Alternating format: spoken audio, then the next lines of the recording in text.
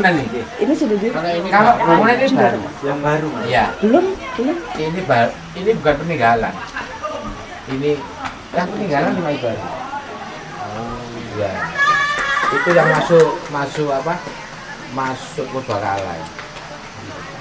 Ini joglo-joglo ini baru semua. Jual di atas 2000 lah, 2000 dan 2000. Yang di atas sana ada joglo. Ada satu tapi ada joglo. Itu tapi lama itu. Oh, Ini baru. Ini baru. Karena sejak ditarik apa? Resmi pakai retribusi perbaiki ini. Dulu kan saya ikhlas sih masuk.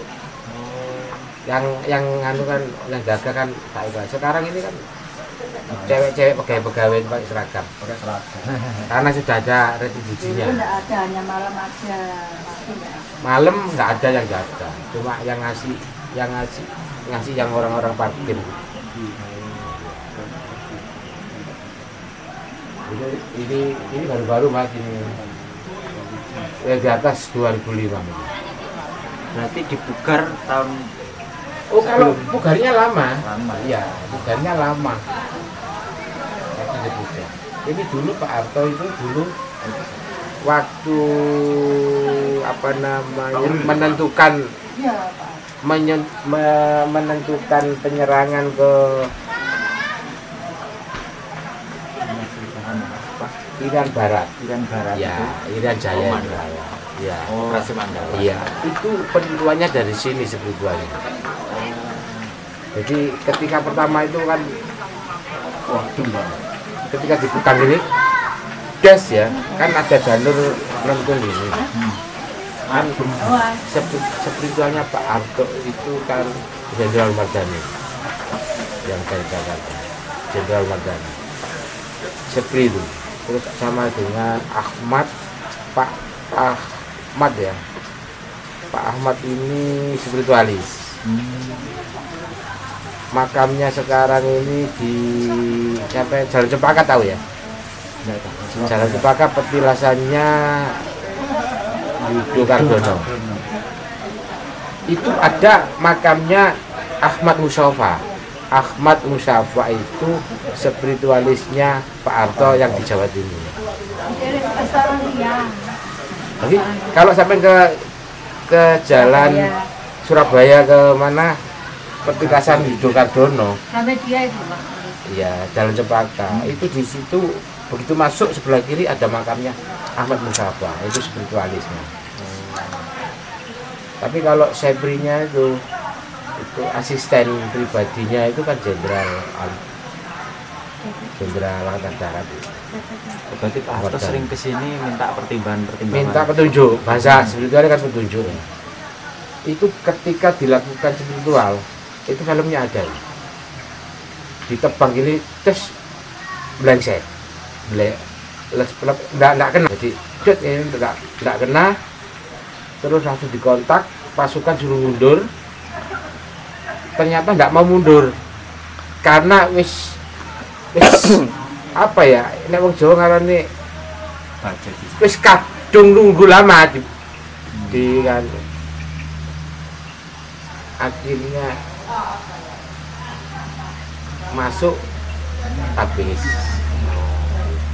Oh, itu Irian Jaya atau Timur ya? Lupa saya. Seroja kalau Timur. Ya? Seroja. Iya, ya Timur mungkin. Timur mungkin. Bukan Irian Jaya kan Mandala.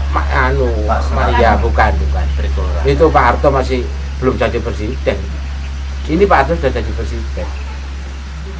Saya masuk sini pertama kali itu 95-an. Saya mengenal sini tahun 95. Kan katanya, tapi saya nggak pernah ketemu langsung. Maksudnya, Prabowo ke sana. Tapi mungkin orang-orang, tapi secara goibnya kontak goib itu, oh ya ke sini. Jadi ini kan petilasannya Prabu Airlangga. Jadi orang yang kesini itu kalau secara umum ya, itu rata-rata mandi. Nah, niatnya mungkin macam-macam. Oh iya. Niatnya macam-macam. Tapi intinya mandi itu apa?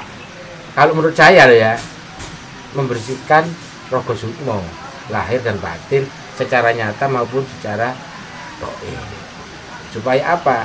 Ketika kita berdoa kepada Tuhan, kalau diri kita bersih, tidak nyantol doanya dia. Itu kanunya kan begitu. Filosofinya. Tapi dikembalikan ke keyakinan. Kalau kita kesini nggak yakin, mandi yo sedina ping 10 nggak ada apa-apa. Kate topik jalan aja. Selamat malam para pemelotot sawo Mazhab Semolowaru. Bertemu lagi dengan kita para narasumber dan awak-awak kapal. Ini yang jelek-jelek ini. Ya. Oke. Si kalem itu. Kali ini kita berkesempatan untuk bertemu kembali di sini. Kebetulan padahal hari ini hari libur, hari Minggu, tapi memang sesuatu kalau sudah connect itu selalu tanpa diminta pun datang sendiri gitu ya. Nah, ini kebetulan ada teman-teman ya, adik-adik mahasiswa di sini kebetulan juga sudah hampir menjelang akhir masa studi. Nah, ini wajah-wajahnya yang orang-orang yang lagi terutama itu yang paling gusut. Nah, ini paling gusut wis pedot pacar, skripsi ora rampung-rampung. Piye coba? Oke, untuk apa sharing fit dan apa ini?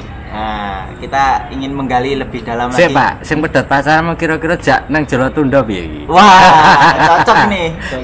Cocok. Ya, biar ada inspirasi.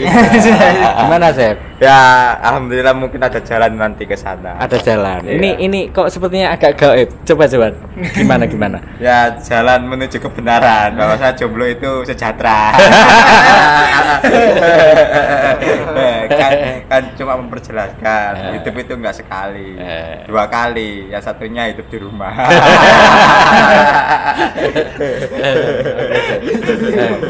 Hidup di rumah. Kembali ke topik. Oke, kembali ke topik. Nah, ini kan tadi sempat menyinggung tentang Jolotundo ya, Pak. Nah, ini kebetulan kita memang baru saja bercamping ya. Betul. 4 hari ya, Pak. 4 hari di sana dan banyak sekali inspirasi dan apa itu pandangan-pandangan yang lebih jernih dari sebelumnya. Mungkin kenapa saya bilang lebih jernih karena kebetulan kita jauh lebih banyak memang menghabiskan waktu di lingkup perkotaan ya, dengan berbagai macam aspek-aspek yang membumbui segala macam kesehariannya. Tentunya ini juga mempengaruhi kondisi kita ya, baik kondisi badan, raga maupun kondisi batin ya. Nah, karena kemarin itu habis dari Jolotundo ini seperti lahir kembali, Pak. Lahir kembali. Aku kelaru nih, Pak. Ya, rebirth ya, lahir kembali, mengalami sebuah pemurnian, bisa dibilang seperti itu. Tapi pemurnian ini kadang kalau tidak disambut bergayung dengan adanya sebuah visi dan transformasi kesadaran, ini hanya akan menjadi bagian dari sejarah ya. Jadi sehingga untuk supaya menjadi gayung bersambut dengan adanya beberapa pengalaman atau bisa dibilang religious experiences ataupun spiritual experiences atau menghidupi kehidupan itu sendiri, tentunya kita ingin menjadi manusia yang lebih baik. Nah, untuk konsep manusia yang lebih baik bagi seorang mahasiswa selaku rekan saya juga yang baru saja bercamping di Jolotundo nih. Gimana Mas Asep nih? Okay. Ya, monggo. Apa? Ya, pengalaman habis dari Jolotundo. Pengalamannya ya sangat ada 4 sisi pengalamannya. Ya senang satunya, terus satunya lagi ya senep. Ya seneng kalau senep Yang kedua ya ada hal yang baru yang bisa dinikmati, dan yang terakhir ini adalah untuk pribadi saya. Oke, pesan-pesan untuk pribadi saya sendiri. Terus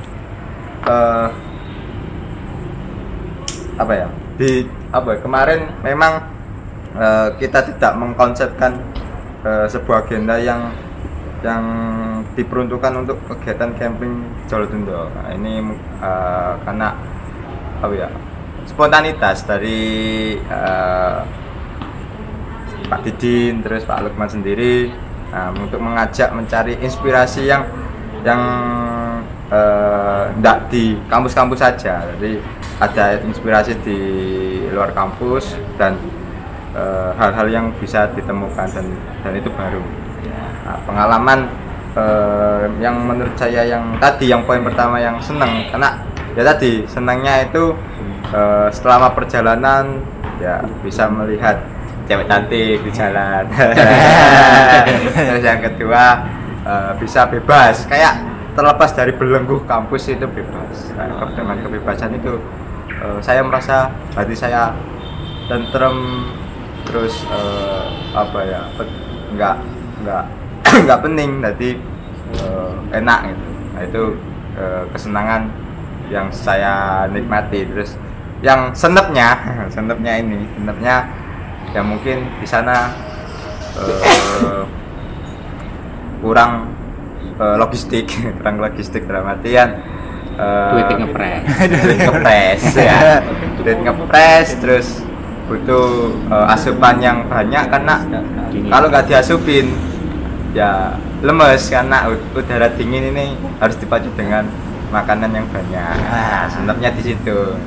Terus yang ketiga ini nuansa baru. Nuansa dalam artian apa yang selama ini ada di sistem perkotaan dan sistem kampus ini, yang didapatkan di Jolotundo itu bertolak belakang gitu. Bertolak belakang dalam artian bersinggungan. Apa yang ada di kampus dan apa yang diresapi di Jolotundo ini berbeda, dan akhirnya yang saya lebih menikmati adalah apa yang saya dapatkan di pengalaman camping di Jolotundo itu tadi. Nah, untuk secara pribadi ya ini tidak bisa diungkapkan karena ini bersifat privasi dan hanya untuk saya pribadi gitu. Nah, untuk yang lainnya ya untuk Pak Lukman dia menjelaskan gitu. Oke.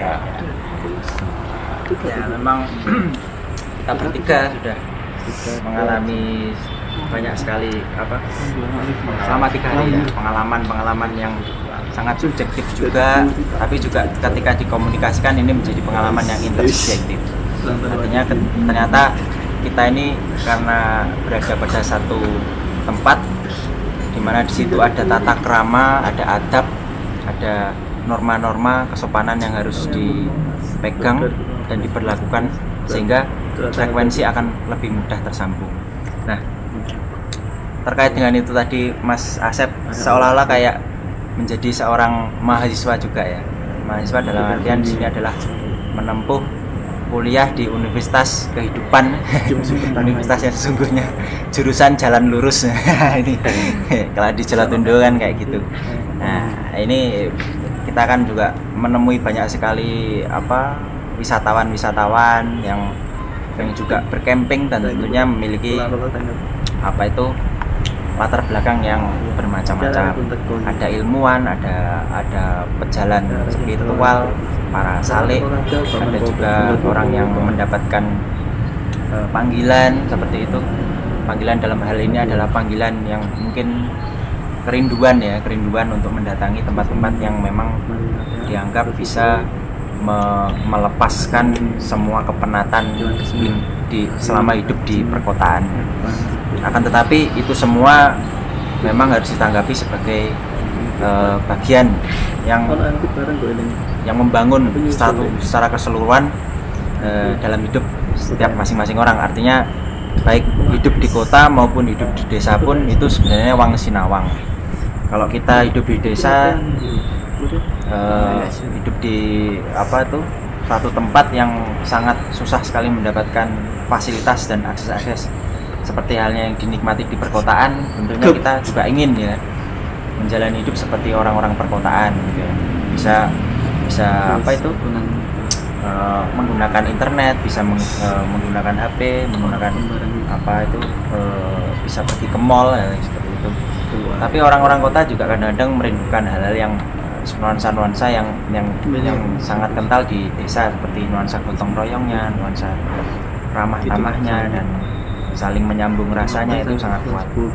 Nah, di perkotaan pun saya pikir juga bisa melakukan hal seperti itu, cuman terkadang kita memang disibukkan oleh berbagai macam tuntutan dan situasi yang sangat sangat struktural, sehingga kita sangat sedikit waktu untuk memahami sebenarnya yang kita inginkan itu seperti apa. Nah, ini penting untuk menggali potensi kedirian itu. Memang adanya praktek atau aktivitas agenda atau mengagendakan liburan-liburan itu sangat penting. Nah, terkait itu tadi akan saya menyinggung, ada kadang-kadang kita menempuh sebuah jalan itu ya. Nah, sebuah jalan itu kenapa saya sebut sebagai universitas kehidupan, karena ya memang sejatinya kita ini hidup itu senantiasa selalu belajar dari kehidupan, tentunya tidak dikurung oleh sebuah peta-peta khusus atau peta-peta sendiri, tapi memang dalam hidup ini kita senantiasa terus belajar. Nah, yang paling penting adalah menempuh atau mengambil jurusan yang benar, jurusan jalan lurus. Jangan sampai tersesat gitu ya. Dalam mempelajari kehidupan ini jangan sampai mengambil jalan yang barangkali terlalu jauh dari kebenaran gitu, dari kebaikan-kebaikan gitu. Norma-norma yang harus dipegang, dan muara yang sesungguhnya, sangkan parang sesuatu yang sesungguhnya gitu. Nah, ini saya jadi teringat, kita di sini sangat sering ya berbicara, berdialog tentang apapun, tentang filsafat, tentang sains, tentang agama juga, tentang keilmuan, bahkan sastra ya, terus kemudian puisi, macam-macam. Nah, di sini juga kebetulan berlangsung sebuah ada sebuah komunitas dialektika seperti Sawo yang diadakan di sini. Saya kebetulan baru bergabung baru-baru ini aja. Nah, ini kebetulan ada awak-awak kapal yang menjadi sesepuh sinisihan para ini ya, Avatara di Sawo ini ya, yang juga sebenarnya dalam rangka pencarian jalan yang berbagai macam tawaran. Tentunya kita sudah berprinsip untuk memilih jalan ini. Tentunya ini adalah suatu pilihan yang cukup bisa diapresiasi ya. Kita bisa berkumpul berdialektika, ini kan juga suatu prestasi gitu, bisa berkumpul, mau ngobrol itu bagi saya suatu prestasi. Nah, ini kebetulan ada teman-teman. Gimana? Atau barangkali mau disambut dulu dari seorang perintis. Nah, Pak Didin. Nah, monggo. Oke. Tadi Pak Lukman menyinggung mengenai sangkan paraning dumadi. Sangkan itu kan berasal dari mana? Paran itu tujuannya kemana? Dumadi. Ya. Jadi kalau bahasa Arabnya tawajud ya, wujud, menjadi. Kita itu berasal dari sesuatu dan akan mengarah pada sesuatu yang kausa prima itu. Nah, kalau betul bahwa kita itu ketika diturunkan dari alam halus ke alam jasad, jisim ke jasad, maka setelah menjadi jasad, sejatinya kita telah terperangkap dan terpenjara di dalam dunia wadah, dunia fisik. Oleh karena dunia fisik, maka yang berlaku empirisme di sana, Pak. Karena empirisme ya andalannya mung 5 panca indera ini, panca indera, 5 indera, empiris ya. Nah, lalu kemudian ini dilegitimasi oleh sains. Sesuatu yang dianggap benar itu kalau bisa dicerap oleh 5 indera tadi. Di luar itu berarti kan dianggap tidak benar.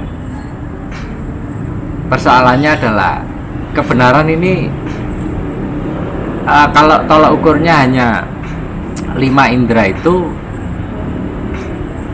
pertanyaan berikutnya, berhasilkah mampu mengantarkan kepada tujuan?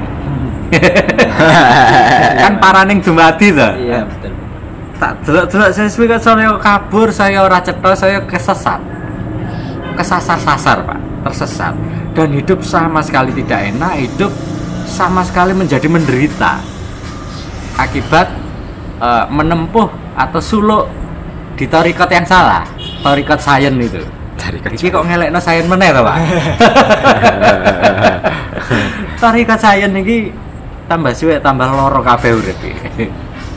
Maka saya punya gagasan lain bahwa kalau ingin sangkan paraning dumadi ini menjadi sesuatu yang Sempurna. yang ya sempurna atau memang apa itu kabul gitu ya, terkabul, maka kita sudah waktunya, saya tidak berarti menolak, saya tidak, menambahkan thariqah di luar saya yang tidak 5 indera itu. Ada sat mata di sana, ada mata kesekian setelah 5 itu, ada indera yang kesekian. Nah, kenapa indera yang kesekian yang disebut indera ke-6 dan seterusnya itu makin modern, itu makin tidak dimiliki oleh generasi muda. Ini akibat sejak kecil mereka sudah memang ditumpulkan inderanya ini. Indera khususnya ini ditumpulkan, sehingga yang mengedepan, menonjol itu adalah yang 5 indera ya, yang empirisme itu. Nah, ada kalanya mereka itu oleh karena perintah atau kewajiban dari agama itu ada kalanya muncul, Pak, indera ini. Misalnya pada saat puasa, logikanya pada saat orang puasa ini seluruh metabolisme tubuh ini mengendor. Aktivitas gelombang elektromagnetik yang biasanya besar ini mereda. Logika sains itu mereda. Karena ini mereda, yang kemarin tumpul itu nongol, sehingga muncullah intuisi. Nah, begitu memperoleh pengertian langsung, secara langsung ke intuisi. Tetapi anehnya malah dicurigai. Jadi dirinya sendiri dicurigai. Loh, aku kok tiba-tiba tahu begini, tahu begitu. Aku iki penghayal. Aku iki berimajinasi. Aku iki wong lamun. Dirinya sendiri dicurigai.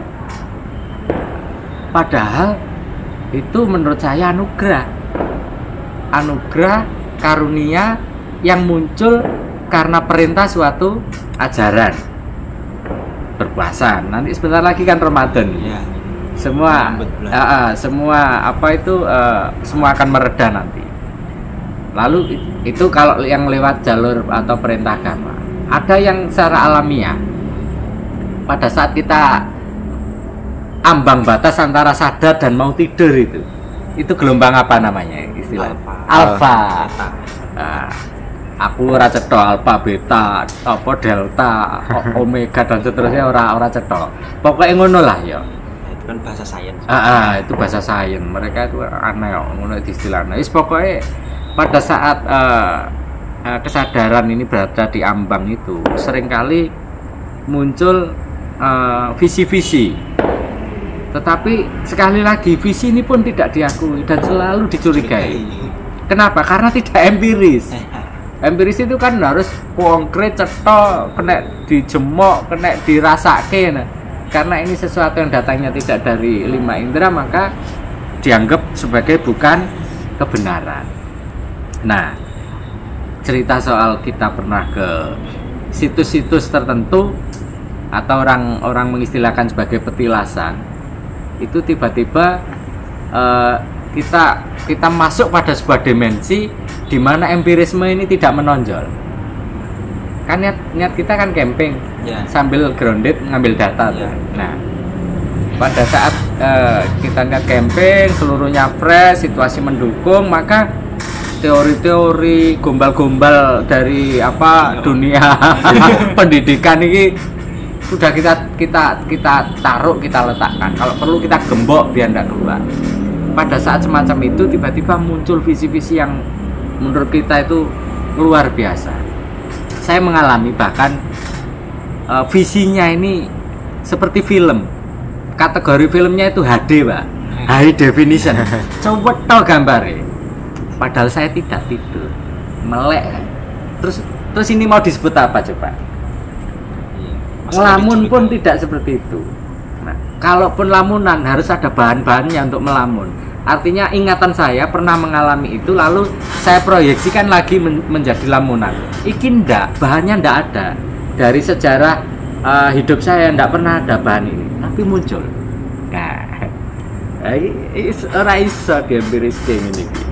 Wong kampus kayak bingung. Inilah yang saya sebut sebagai enlightenment.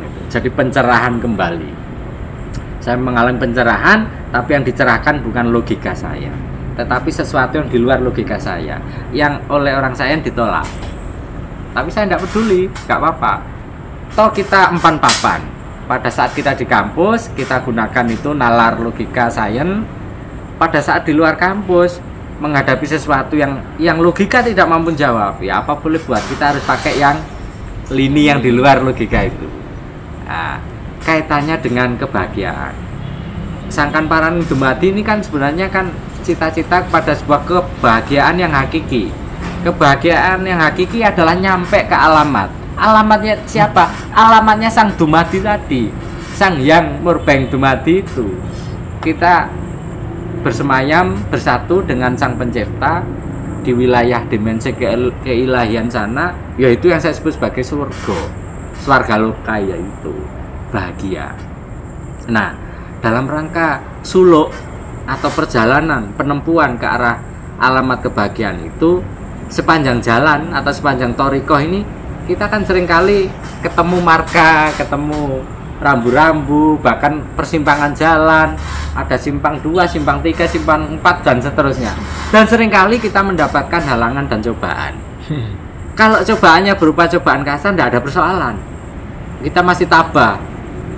Tiba-tiba kita diganjar halangan yang menyakitkan, membuat sedih dan seterusnya. Itu masih biasanya orang normal akan tabah menghadapi itu.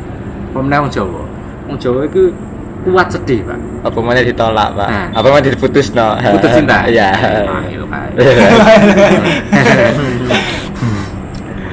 Cobaan yang paling mengkhawatirkan dan membuat kita seringkali gagal di dalam suluk itu justru adalah cobaan yang halus. Cobaan yang halus ya, maksud saya di sini misalnya tiba-tiba sebelum nyampe alamat di perjalanan kita ini tiba-tiba memperoleh kaya, menjadi orang kaya, atau orang yang tiba-tiba munggah derajat pangkatnya naik. Ini lebih halus lagi, tiba-tiba menjadi orang sakti.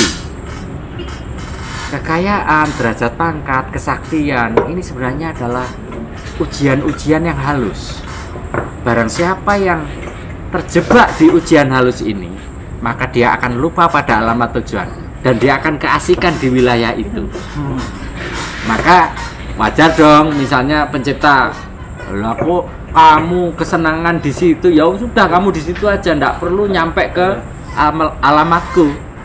Nah, maksud saya begini, bolehlah beberapa orang atau orang itu pergi ke tempat tertentu lalu melakukan ritual tertentu, tetapi harap diingat bahwa seluruhnya muaranya atau tujuannya adalah kepada Sang Hyang Murbeng Dumadi itu, supaya sangkan parang dumadinya itu pas itu sementara itu Pak Lukman.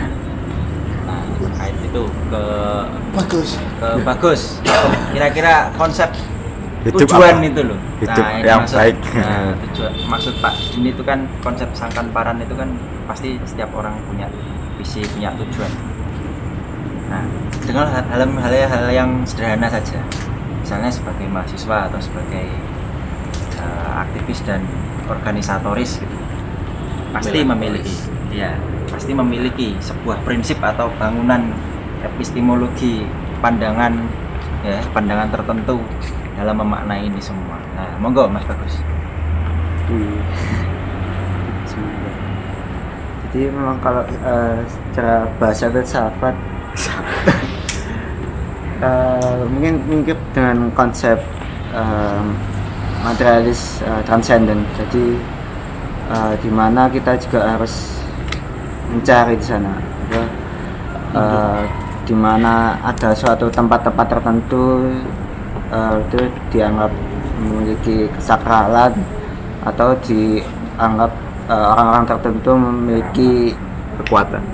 ilmu atau pengetahuan yang lebih tersana, maka disitulah kita harus berusaha untuk mendapatkannya. Tapi untuk yang sebaliknya yang mungkin sudah punya metode lain yang ideal dan imanen, jadi mereka tidak perlu lagi ke tempat-tempat tertentu atau ke waktu-waktu tertentu ke orang tertentu, tapi cukup menyelami dirinya sendiri, maka mereka juga bisa untuk menemukan kesejatian itu sendiri. Mungkin itu dulu juga. Lihat memang tujuan-tujuan. Kadang-kadang kalau lihat orang-orang sains ya, biasanya yang sedikit mengsinkretiskan atau sedikit memadukan antara sains dengan dengan laku-laku yang berada di satu wilayah itu, tradisi-tradisi tertentu itu, seperti seorang arkeolog gitu, arkeolog. Dan banyaknya situs-situs yang kemudian baru saja ditemukan ternyata banyak saling menyambung menjadi satu. Artinya yang kalau kita lihat kemarin ada pengakuan seorang pengunjung, ternyata 100 situs candi ditemukan sepanjang Gunung Penanggungan itu, dan itu ditemukan oleh ilmuwan ya atau akademisi dari Ubaya, dari universitas-universitas yang mengkaji tentang arkeologi maupun antropologi maupun paleontologi budaya ya. Ternyata banyak sekali peninggalan-peninggalan sejarah yang masih terkubur, sehingga ekskavasi yang dilakukan oleh para arkeolog ini kadang-kadang kalau cuman mengandalkan metode sains, saya rasa tidak akan bisa mencapai atau tidak akan bisa menemukan itu situs-situs tersebut. Kalau kita lihat banyak sekali antropolog bule itu kemudian dalam rangka grounded pun mereka kemudian mempelajari sebuah pengetahuan lokal seperti melakukan puasa sebelum membaca letak di mana ada peninggalan purbakala. Saya kira siapa Pak penemu situs manusia purba itu dari Belanda, Dandel, siapa? Nah itu pun juga melakukan itu, karena tidak mungkin pada waktu itu metode apa yang bisa kemudian kok bisa menemukan situs manusia purba, terus kemudian candi-candi, padahal bule dan orang-orang barat ini kan kental nuansa keilmuannya, ilmu pengetahuannya, sainsnya. Nah, kecurigaan saya pasti mereka juga berbaur dengan masyarakat setempat dan melakukan ritual-ritual yang berlaku di satu tempat tersebut, seperti puasa atau yang lain itu, atau prihatin dulu sebelum bisa membaca letak situs-situs yang terpendam tersebut. Nah, pasti mereka menggunakan penglihatan astral ya, karena tidak mungkin kalau cuma menggunakan deduksi dan perhitungan logika tidak akan mungkin ketemu. Pasti mereka punya petunjuk-petunjuk tertentu, petunjuk khusus, sehingga mereka mendapatkan ilham untuk menggali kearifan lagi Pak menggali ya situs-situs tersebut itu. Nah, sains yang sudah mengarah ke tradisi, mengarah ke apa ini Pak? Pengetahuan kebijaksanaan lokal, kalau bahasanya Mahil ini kebijaksanaan lokal, local wisdom. Nah, sains sudah mengarah ke situ. Terkait itu semua, ini sebuah loncatan besar ya, saya pikir. Kita sudah mulai ramah terhadap itu semua. Tapi masih ada juga yang sains yang masih ngotot Pak ya, masih menggunakan logika, yang masih kekeh dengan strukturalisme dan positivismenya ya, sehingga hal-hal semacam ini dianggap sebagai omong kosong. Nah, terkait itu semua gimana Pak? Mungkin Mail mau menanggapi. Mail dulu boleh. Dari pembicaraan Pak Didin tadi, perkataan Pak Didin. Oh ya. Kalau dari yang dikatakan Pak Didin tadi, untuk pengalaman spiritual yang seperti itu, kalau saya sendiri belum pernah mengalami hal yang semacam itu. Tapi ada satu perkataan yang masih saya ingat ketika almarhum Bu Yi dulu, dia berkata gini, kalau pengen menuju kebenaran, karena kebenaran yang sejati itu tidak akan pernah dicapai karena hanya bisa mendekatinya, maka jalan yang harus ditempuh adalah istiqomah untuk mencapai itu yang dikatakan almarhum. Jadi kegiatan-kegiatan yang menurut kamu itu adalah hal yang baik, itu harus kamu lakukan secara istiqomah.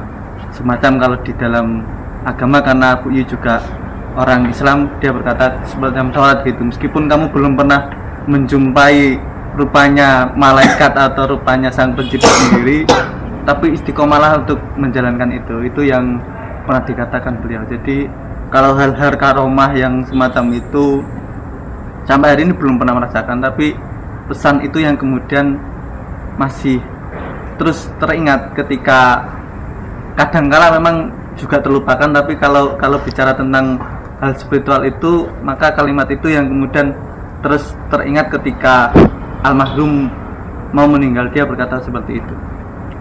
Itu yang pernah tak alami, tapi kalau mengalami karomah-karomah seperti itu belum pernah sih. Gimana Pak? Monggo Pak. Iya, saya setuju dengan Pak El. Bahkan karomah tertinggi itu adalah istiqomah. Betul. Karena untuk bisa istiqomah itu sulit sangat. Istiqomah itu kalau bahasanya orang kampus apa tuh? Konsisten. Jadi sustainable, continue, konsisten. Wis gabung dadi siji kuwi jenenge istiqomah. Duduk bocah sing jenenge istiqomah kae. Iku lak sing mbok taksir kae. Apa meneh Fatimah? Ditolak kowe. Nah, Apa meneh Rahma? nah, bicara soal itu Pak, gini. Mengapa sih tempat-tempat atau sebut saja situs-situs semacam itu tiba-tiba punya daya magnet sehingga menarik semua untuk berkunjung ke sana? Dan nggak usah bohong, nggak usah dipungkiri, banyak kok orang yang bergelar profesor, doktor, bahkan pejabat-pejabat itu sabone ngono-ngono kuwi lho Pak. Ini aku nih ngarani dengan, mohon maaf dengan bahasa kasar aja ya, nyadong pulung Pak. Lah ngene Jolo Tundo terus nggone kae sapa Kencana Wungu bareng sabane wong-wong kae. Ning ora usah sebut to jenenge ya. Ora perlu ya. Wis cetok. Apa meneh orang-orang yang terdesak, orang-orang kepepet, orang-orang yang selama ini didolimi oleh kehidupan. Lah kehidupan yang berkuasa hari ini kan kehidupannya orang modernisme, Pak. Modernisme ini kan yang menghegemoni, mengkooptasi sehingga banyak orang-orang kepepet, terdesak nasibnya. Lantas dia mencari tempat untuk menjerit. Kemana lagi kalau tidak ke tempat-tempat yang punya magnet tinggi? Nah, sebut saja petilasan. Mengapa toh kok di petilasan? Ya, namanya petilasan itu kan bekas orang-orang linuweh, bekas orang-orang pinunjul yang energinya besar, Masih tertinggal. pernah berada di tempat tersebut. Tempat ini bahasa Arabnya kan makom, Pak. Pernah berada di situ. Lah, meskipun orangnya secara jasad sudah meninggal, tetapi secara rohani, secara energi, ini kan ada rekodnya, Pak. Yang namanya energi ini kan makhluk yang kekal, yang tidak bisa musnah. Bisa dipecah. Dia hanya bisa berubah-ubah wujud saja. Betul. Kalau di tempat itu ada sirkulasi energi, lalu terekam di medan tersebut menjadi magnet, lalu orang datang ke situ, salahkah itu? Ya ora. Nek dipikir secara kampus ini logis, ngomong hukum kekekalan energi, lalu ngomong tentang rekaman peristiwa, ngomong hereditas, pewarisan kromosom, DNA dan seterusnya kayak. Nah, lalu kemudian orang-orang yang hanya karena ingin menjaga kredibilitasnya agar tetap diakui sebagai orang rasional, sebagai orang akademisi dan seterusnya, maka sela mengingkari hal-hal yang berbau begitu, lalu menyebutnya sebagai klenik. Nah, di video kita yang dulu, di vlog yang dulu itu kan ternyata klenik itu sudah ada yang menyebut, berasal dari kata klen. Nah, klen itu sejenis mikroba yang paling purba.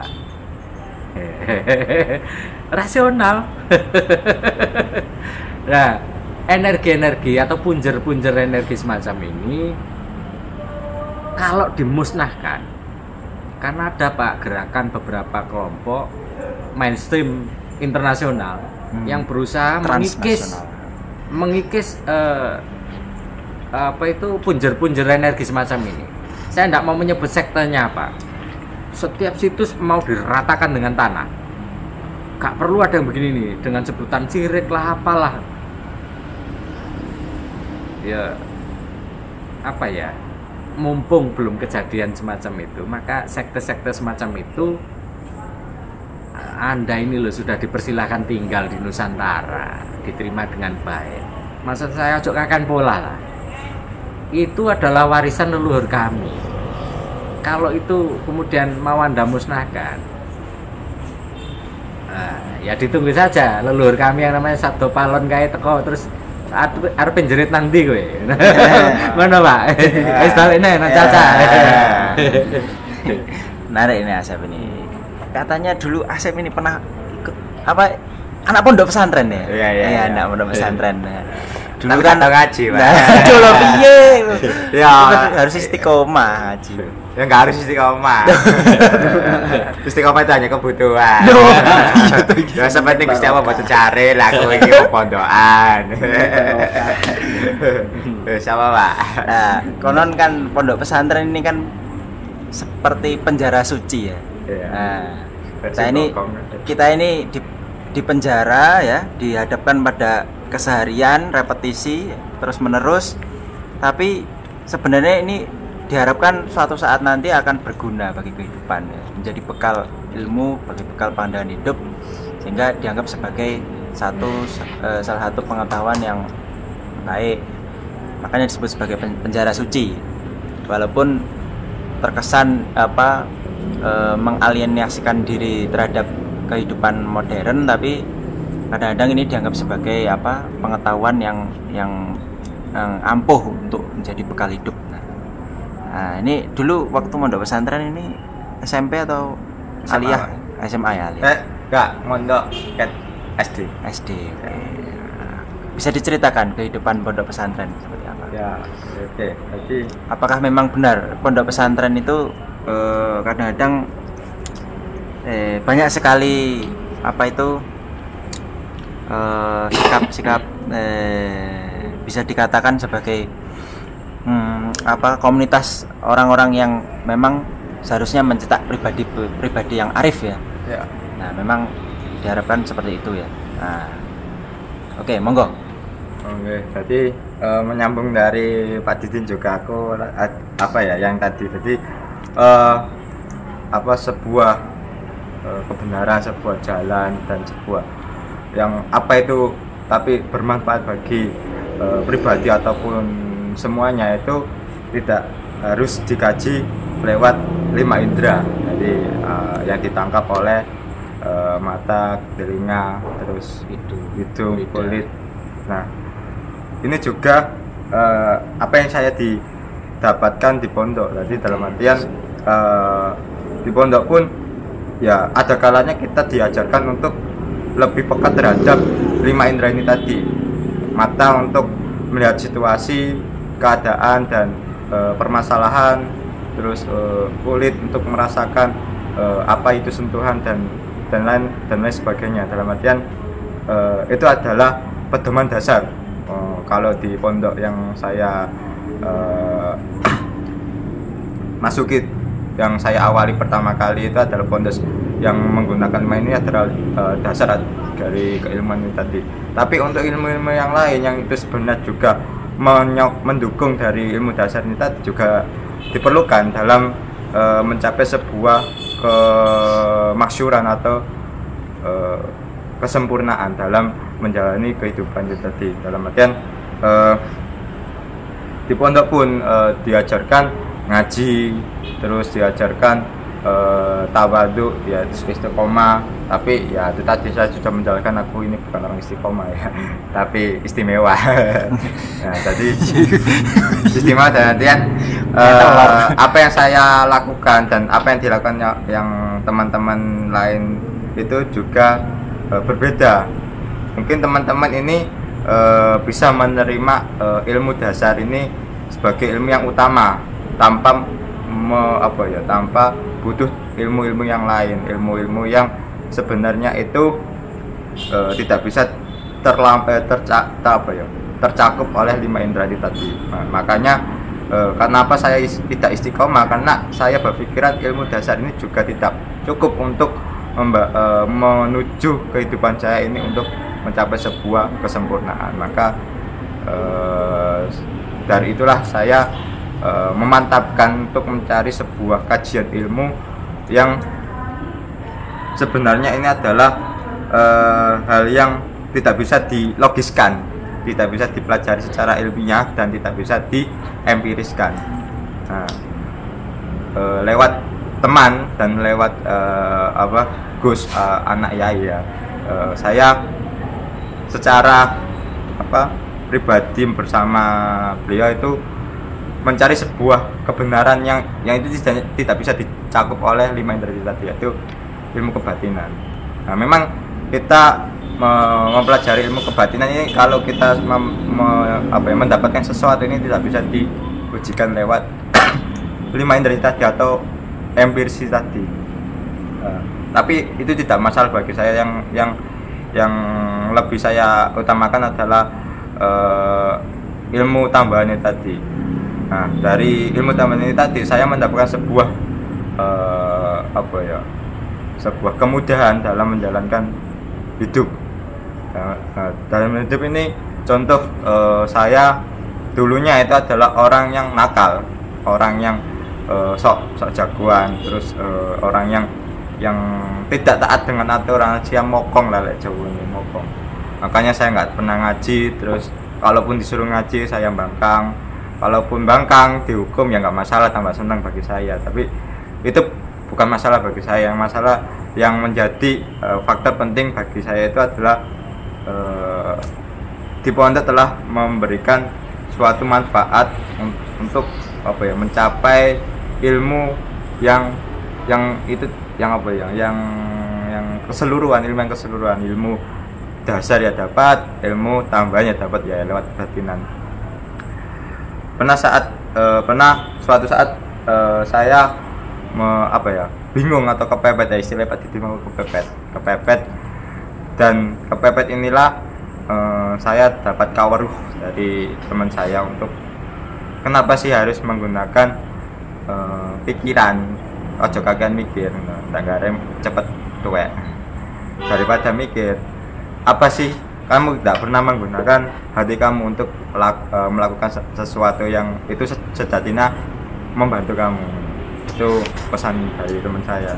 Makanya sejak itulah saya lebih mempercayai hati saya, batin saya untuk ketimbang dosen. Ya, ketimbang guru-guru saya dalam menjalani itu. Gitu loh. Nah, tapi ya mungkin untuk yang lain nggak butuh, tapi untuk saya butuh.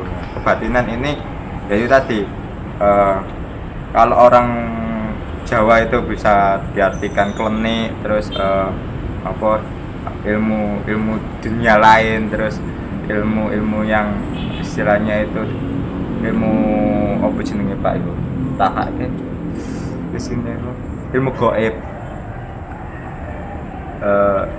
Itulah yang saya pelajari selama di pondok itu. Ya memang tidak lama saya pelajari itu, tapi setidaknya saya pernah melakukan hal itu. Dengan melakukan itu baru dapat sebuah ilham atau petunjuk. Karena bagi saya itu hidup itu sebenarnya yang bagus itu yang ini, tapi itu untuk kamu sendiri, tidak untuk yang lain. Seperti itu ya. Nah, ini terkait dengan ini ya, saya suka sekali atau senang sekali bahagia sekali ada memang sebuah kesadaran yang dibangun misalnya dalam pondok pesantren itu yang memang masih, kalau kita lihat dalam kenyataannya memang jebolan-jebolan santri-santri pondok pesantren inilah yang juga ikut menjaga warisan-warisan budaya bangsa kita ya. Banyak sekali juga peziarah-peziarah yang datang untuk melestarikan budaya dan bermunajat dan membangun energi dengan yang lain ya, memperoleh mengasup sebuah positifan ya, dari mungkin dari energi-energi yang keluar dari air seperti sumber air yang didoakan sehingga mendapatkan berkah, barokah dan keselamatan atau apapun itu, kesehatan dan yang lain sebagainya. Nah, ini memang kadang-kadang dimulai dari sebuah aktivitas yang dibangun dari pondok pesantren ya.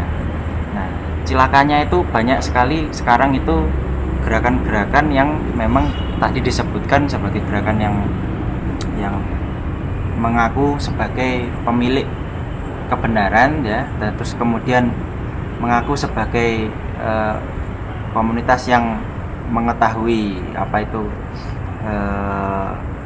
yang baik dan mana yang kurang baik, yang buruk. Lalu ini berusaha untuk kemudian menyeragamkan sudut pandang. Nah, cilakanya kan memang kalau di pondok pesantren hubungan antara murid dengan mursyid itu adalah hubungan yang mutlak dan jelas, sehingga seorang pesalik, seorang penempuh perjalanan, seorang pejalan gitu ya, perjalanan tarekat, perjalanan spiritual itu pasti membutuhkan seorang guide, pasti membutuhkan seorang penunjuk jalan. Nah, ini sudah berada pada salah satu pemikiran yang benar bahwa seorang pejalan pun harus memiliki seorang guide supaya tidak tersesat. Karena kalau tidak dibarengi atau tidak dikawal oleh seorang guru, maka nanti dikawal oleh setan, seperti itu biasanya kan gitu. Kalau tidak belajar pada guru, nanti kamu belajarnya pada setan, makanya mengarang-arang sendiri gitu ya, makanya disebut sebagai Bathara Karang karena mengarang-arang gitu. Sukanya mengarang-arang sendiri lah. Nah, memang harus ada seorang guide, harus ada orang yang mumpuni untuk menunjukkan ya itu setidaknya mapping jalan, termasuk dalam hal seperti ini pun saya pikir juga harus punya seorang guide antara hubungan murid dengan mursyid. Hubungan kesalehan murid dengan mursyid itu nanti bisa dijelaskan Pak Didit. Nah, itu semua memang kita kalau lihat banyak sekali gerakan-gerakan yang bisa dibilang keras itu, mereka itu tidak punya guru. Yang mereka anggap pegang sebagai sebuah kebenaran itu kan bukan guru, tekstual banget ya, tapi seorang entertainer ya. Kalau kita bilang banyak sekali orang-orang yang mengaku sebagai ahli dalam bidang tertentu, bidang agama gitu ya, tapi kalau kita lihat sosoknya jauh lebih tepat dikatakan sebagai seorang strategiawan atau politikus, atau mungkin seorang entertainer, bukan seorang guru yang benar-benar menunjukkan jalan gitu. Mati nyala tapi mati. Iya. Coba ya Gitu ya. Baik, nah, seorang murid pasti membutuhkan guru, dan apabila tidak pernah menjadi murid, tentu saja kalaupun langsung jadi expert menjadi seorang guru itu juga mustahil. Pasti seorang guru pun pasti mengalami tahap sebagai seorang murid. Nah, peran seorang mursyid, peran seorang guide, peran seorang penunjuk jalan ya, ini kita rasa sangat penting, sehingga tidak mungkin orang yang mengaku sebagai kebenaran, yang barangkali ilmunya sangat setitik, terus kemudian mengklaim sebagai pemilik kebenaran ini dan diorganisasikan sebagai gerakan massal, ini tentunya adalah gerombol domba-domba yang tersesat bagi saya.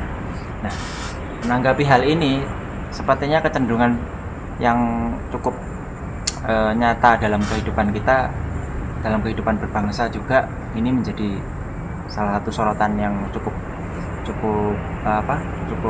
terang ya, barangkali bisa mengklasifikasikan mana yang menjadi sudut pandang yang tentunya sangat baik bagi kehidupan kita atau yang tidak. Nah, terkait itu semua Pak, gerakan-gerakan yang tentunya tidak ramah terhadap peninggalan sejarah ini kan barangkali adalah segerombolan orang yang sangat ahistoris yang datang kemudian mengaku sebagai pemilik kebenaran, nah, terus kemudian ngerecoki satu tatanan budaya yang sudah berjalan lama ini tentunya akan juga membahayakan toleransi terhadap setiap warna-warna warga negara kita, karena kita kan harus mengakui bahwa kita berasal dari latar belakang setting dan budaya yang sangat beraneka macam, beraneka ragam.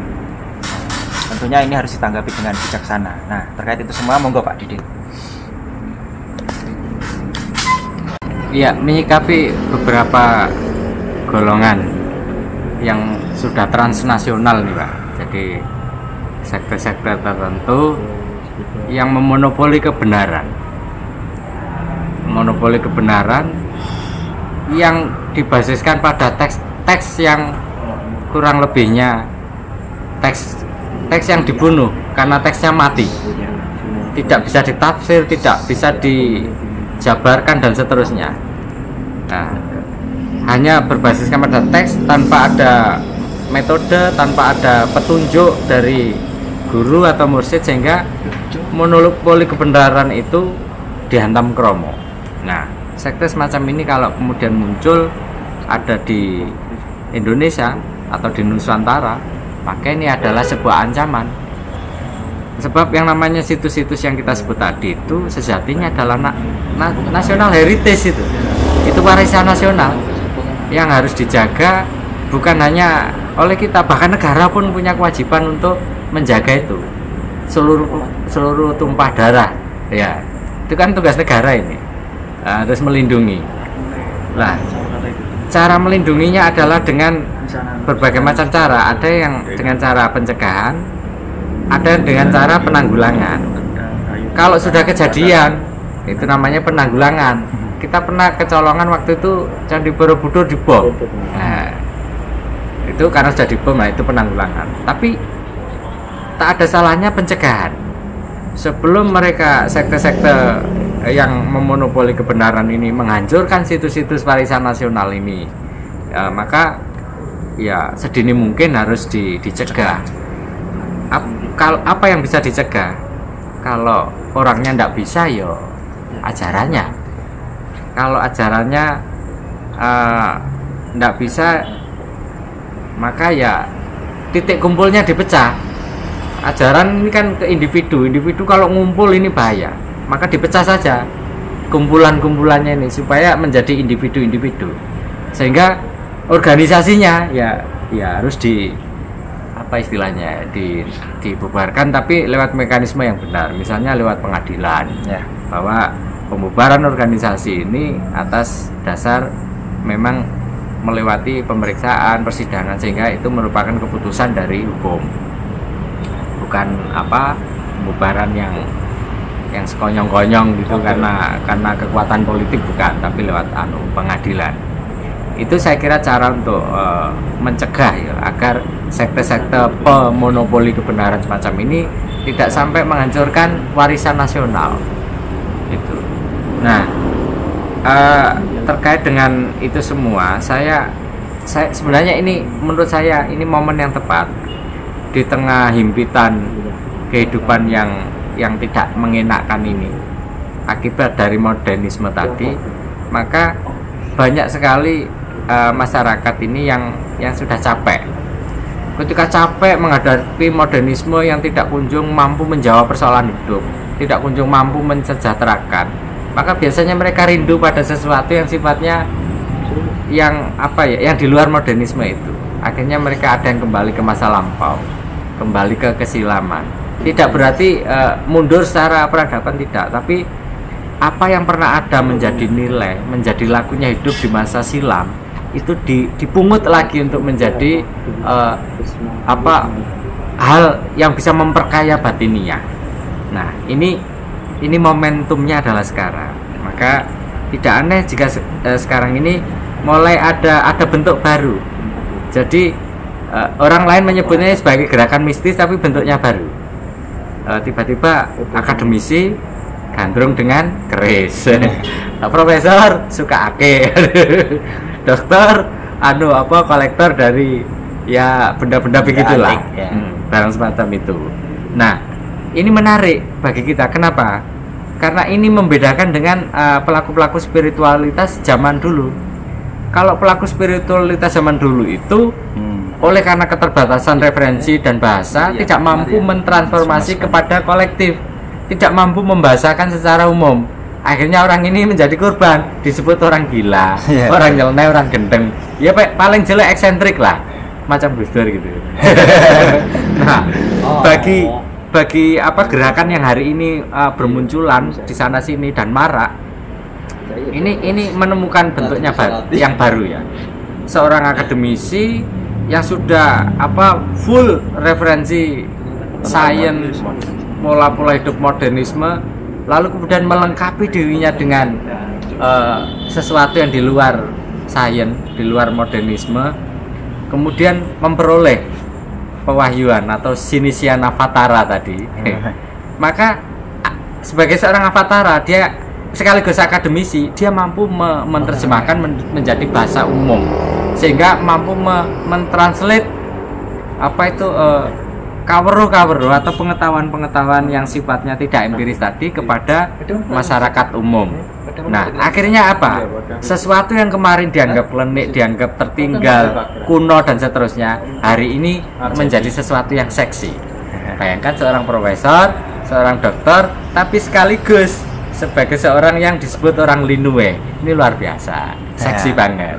Oke, kembali Pak Lukan. Nah, ini menarik ya. Biasanya kan orang spiritual itu ketika susah mentransliterasikan kepada khalayak umum ya dengan bahasa-bahasa yang modern ya, karena kita hidup di zaman modern, orang-orangnya juga sudah modern.